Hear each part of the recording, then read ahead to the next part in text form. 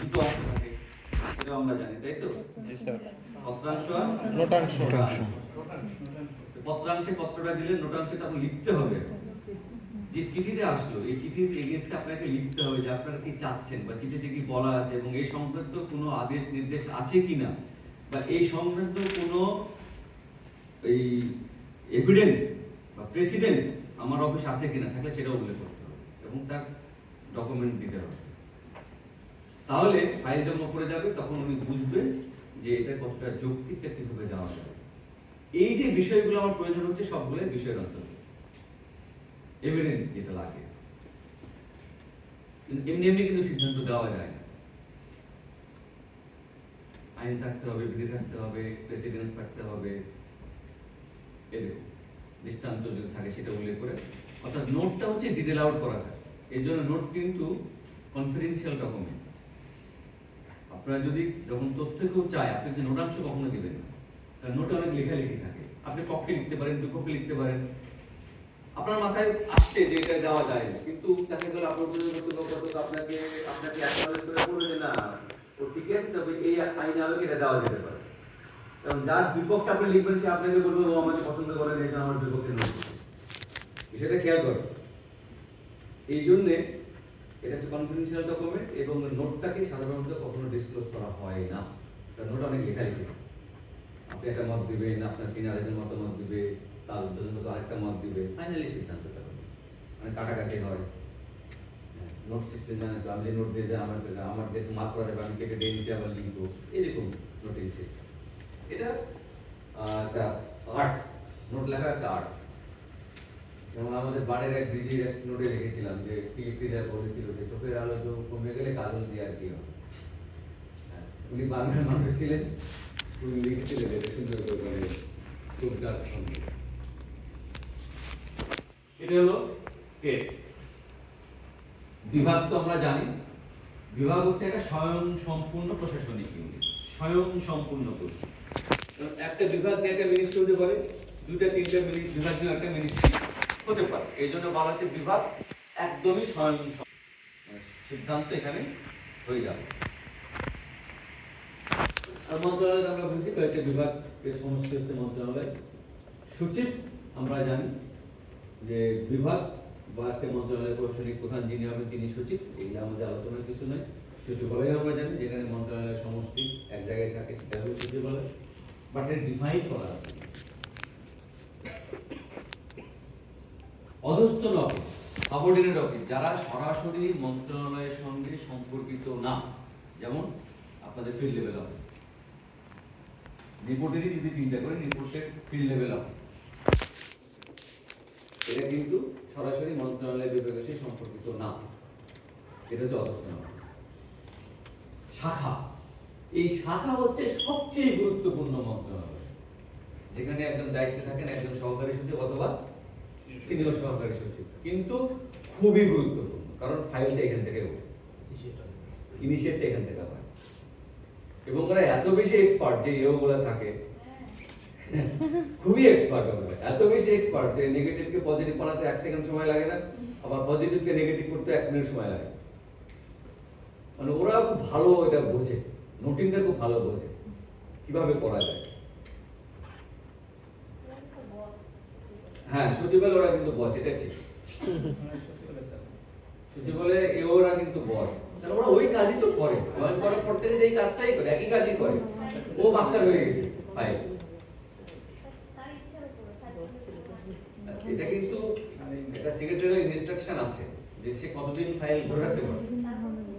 হ্যাঁ, ধরে রাখে কিন্তু একটা ইনস্ট্রাকশন আছে, 24 ঘন্টা 48 ঘন্টার একটা সময় আছে, এর বাইরে রাখলে তাকে কিন্তু শোকজ করতে পারে। কিন্তু তারও তো আবার স্ট্রং।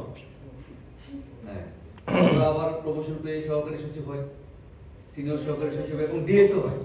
আমাদের মন্ত্রণালয়ে আছে, আমাদের আরডিসিতে একজন আছে প্রমোটেড ডিএস।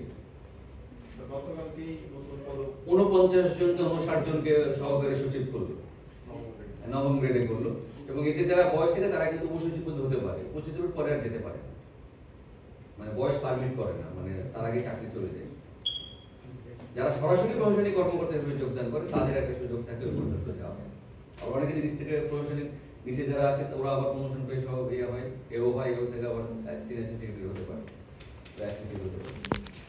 তাহলে গেল, এবং এই জন্য বলা হচ্ছে যে মূল কার্য সম্পাদনী ইউনিট। মূল কার্য সম্পাদনী ইউনিট, একটা কথা মনে রাখবেন, যদি আপনার স্বার্থ সংশ্লিষ্ট কোনো বিষয় মন্ত্রণালয়ে যায় এবং ওই কেউ যদি আপনাকে ফোন করে যে স্যার আপনার এই চিঠিটা পেয়েছি, হয়তো বিদেশের একটা নমিনেশন বা বাইরে পড়াশোনা করতে গেলেন, তার ডেপুটেশনের চিঠি গেল, তখন আপনি ফোন পাবেন। কারণ এটা যেহেতু 21-22 বছর এই লাইনে হাঁটাহাঁটি করছি, তো অভিজ্ঞতাগুলো আছে, আপনাদের হয়তো এখনো হয়নি। এটা কিন্তু সাবধানে আপনাদের হ্যান্ডেল করতে হবে। সেক্ষেত্রে ডিমান্ড তো বড়, আমারই ডিমান্ড না, কিন্তু সেটা আপনি যদি রেগে যেয়ে বলেন অফিসে যায় করা যাবে না, তখন কিন্তু বিপদ। তো আমি ওই জন্য বলি handle with care, handle with care. আর অনুবিভাগ, অনুবিভাগ বলছি যেটা উইং বলছি আমরা, এটার প্রধান একজন যুগ্ম সচিব অথবা অতিরিক্ত সচিব, যে কোনো একজন হতে পারে। এটা হচ্ছে যে বিভাগের প্রায় স্বয়ং সম্পূর্ণ বিভাগ। এখন প্রায় স্বয়ং সম্পূর্ণ বিভাগ কেন বলছি?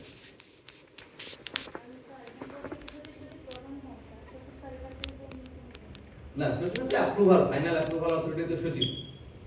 এখানে আমি কেন প্রায় স্বয়ং সম্পূর্ণ বলছি? করতে পারে না। এই বিভাগের মূল কাজটা হলো যে ফাইলটা স্ক্রিনিং করে এবং জাস্টিফাই করে নেওয়া যে সিদ্ধান্তটা কি হবে, মোটামুটি এখানে ফাইনাল হয়ে যায়। অনুমোদন দিতে পারে না, অনুমোদনটা শুধু সচিব দিবে, কারণ সব যদি সচিব দেখে অনুমোদন দেয়, সচিব পাগল হয়ে যাবে, কারণ একটা মিনিস্ট্রির বহু কাজ থাকে। আর যেহেতু একটা মিনিস্ট্রির কটা উইং থাকে, ফাইলটা যেহেতু রেকটিফাই হয়ে আস্তে আস্তে উপরে উইং এর কাছে যায়, উইং যদি মনে করে অ্যাডিশনাল সেক্রেটারি বা জয়েন্ট সেক্রেটারি যে না এটার একটু সচিবের সঙ্গে আলোচনার প্রয়োজন আছে, ফাইনাল অ্যাপ্রুভাল আগে, উনি কিন্তু ফাইল আগে কথা বলে দেন, যদি ভালো অফিসার উনি হন। আর যদি মনে করেন যে গতানুগতিক কাজ, তাহলে আবার নিচে পাঠিয়ে দিবে, আবার তুলে নিয়ে আসবে। অফিসারদের মধ্যে কিন্তু অনেক পার্থক্য আছে। ওখানে মোটামুটি ফাইনাল সিদ্ধান্তটা হয়ে যায়, এটাকে অ্যাপ্রুভ করেন সচিব। এই জন্য আমি বলছি প্রায় স্বয়ং সম্পূর্ণ উপবিভাগ উইং, এখানেই মূলত সিদ্ধান্তটা হয়ে যায়। সাধারণত যদি উইং হেড ইয়েস করে দেন, সচিব আর সাধারণত না করেন, কারণ সচিব বুঝেই নেন, তাহলে উনি পুরো ফাইল স্টাডি করে তার সিদ্ধান্তটা দিয়েছেন। আমাদের ফাইলিং সিস্টেমটা একটু ডিফারেন্ট। আমরা যে চিঠি পাঠাই, সচিবের কাছে যাই, মার্ক হয়ে নিচে নামে, নিচ থেকে আবার উপরে ওঠে, উপর থেকে আবার নিচে নামে, এই যে ওঠানামা, এটা একজন সচিবের একটা কথা শুনেছিলাম অনেক আগে, এখন ট্রেনিং সেশন, উনি বলেছিলেন যে আমি আমাকে চিঠি আসছে, আমি সরাসরি সিদ্ধান্ত চিঠির উপরে দিয়ে দিই। এটা দিলে কি হলো, টাইম কমে গেল, কাজটা দ্রুত হলো, সিদ্ধান্ত চিঠির উপরে আমি দিয়ে দিলাম, জাস্ট ফাইলের উপরে। আর না হলে কি হবে, চিঠিটা আবার নিচে নামবে, নিচ থেকে নেমে আবার উপরে উঠবে। আর যদি এক দেশ থেকে আরেক দেশকে যাওয়া লাগে, তাহলে আবার এই উপর থেকে উঠে এখানে নামবে, এখান থেকে উঠে আবার এদিক থেকে নিচে নামবে। যদি আমি ব্রিজ করতে পারতাম তাহলে ভালো হতো। নামটা সবগুলো চেক করে দিতে হবে। এই ব্রিজটাকে কি বলে মনে আছে? গ্যাং প্ল্যাঙ্কের কথা মনে আছে? গ্যাং প্ল্যাঙ্ক পিরামিড যেটা আছে, আমি এই পিরামিড থেকে এই পিরামিড এই অবস্থায় এখানে যাব, সরাসরি আমি এখান থেকে এখানে পাঠিয়ে দিব। এই যে ব্রিজিংটা, এই ব্রিজিং হচ্ছে গ্যাং প্ল্যাঙ্ক। এটা কিন্তু আমাদের দেশে প্র্যাকটিস হয় না। পাবলিক এন্ট্রি পুরো এটা থিওরিতে পড়েছিলাম, আমার থিওরিতে মনে নেই। রিভিশন হবে, রিভিশন হবে। অনুবিভাগ এটা কি আর বলা, এটা কিন্তু খুব ভালোভাবে মনে রাখতে হবে, বারবার বলতে, এটা কিন্তু খুবই জরুরি, সবসময় লাগবে। এক কথায় বুঝাই দেবো। আচ্ছা, প্রথমে আমি কি বলেছিলাম, শাখা থেকে আসে। শাখা, এটা কি বললাম আমি? না, এই তো ভুলে গেল। শাখা, শাখা হচ্ছে মূল কার্য সম্পাদন। আমার সঙ্গে আপনারা শেয়ার করেন, মূল কার্য সম্পাদনী ইউনিট। খেয়াল করেন, তাহলে শাখা মূল কার্য সম্পাদন, মূল কার্য সম্পাদনী ইউনিট, যার প্রধান একজন সহকারী সচিব অথবা সিনিয়র সহকারী সচিব, দুজনে হতে পারে, সহকারী সচিব অথবা সিনিয়র সহকারী সচিব। তারপরে আছে অধিশাখা। অধিশাখা, অধিশাখা হচ্ছে কয়েকটা শাখার সমষ্টি, যার প্রধান একজন উপসচিব। উপসচিব, আচ্ছা, এটা গেল। তারপরে আমি আসি উইং। উইং হচ্ছে কি, উইং আমরা বলছি প্রায় স্বয়ং সম্পূর্ণ উপবিভাগ। প্রায় স্বয়ং সম্পূর্ণ উপবিভাগ, যার প্রধান একজন যুগ্ম সচিব অথবা অতিরিক্ত সচিব। তারপরে আমরা আসি অ্যাটাচ ডিপার্টমেন্ট। অ্যাটাচ ডিপার্টমেন্ট যেটা সরাসরি মন্ত্রণালয় বা বিভাগের সহিত সম্পর্কযুক্ত, যার উদাহরণ হিসেবে দিতে পারি আমরা অধিদপ্তর, স্বাস্থ্য অধিদপ্তর বলতে পারি। বা আপনাদের জড়িত বিষয়ে আপনাদের অধিদপ্তর কোনটা? রিপোর্ট। নিজেই একটা অধিদপ্তর রিপোর্ট। ওকে। আর আমি বললাম যে অধস্তন ডিপার্টমেন্ট, সাবঅর্ডিনেট ডিপার্টমেন্ট, যেটা আপনাদের যার সঙ্গে মন্ত্রণালয় বা বিভাগের সরাসরি সম্পর্ক নেই। হ্যাঁ, আপনাদের যে প্রধান কি সচিব বা অতিরিক্ত সচিব যেটাও হতে পারে? অতিরিক্ত সচিব না, বিভাগের প্রধান সচিব। ডিভিশন, ডিভিশন হলো ডিভিশনের প্রধান অবশ্যই সচিব হবে। সচিব না থাকলে ফর দ্য টাইম বিং একটা অ্যাডিশনাল সেক্রেটারি দায়িত্ব পালন করবেন। কিন্তু ফুল পর্যন্ত সচিব। আর এক মন্ত্রণালয়ে যখন একাধিক ডিপার্টমেন্ট থাকে তখন সচিব একাধিক কয়েকজন থাকে। হ্যাঁ হ্যাঁ হ্যাঁ, আলাদা আলাদা বিভাগের প্রধান ডিপার্টমেন্ট না, কিন্তু ডিভিশন বলতে হবে। ডিভিশন বলতে হবে, তখন বিভাগ। ওই মন্ত্রণালয়ের প্রধান কে হবে স্যার তাহলে? এইটা একটা চমৎকার প্রশ্ন আপনার শুনে আসছে। মন্ত্রণালয় এই কনফিউশনটা এতদিন পরে একটা ভালো একজন আপনার, থ্যাংক ইউ আপনাকে প্রশ্ন করার জন্য।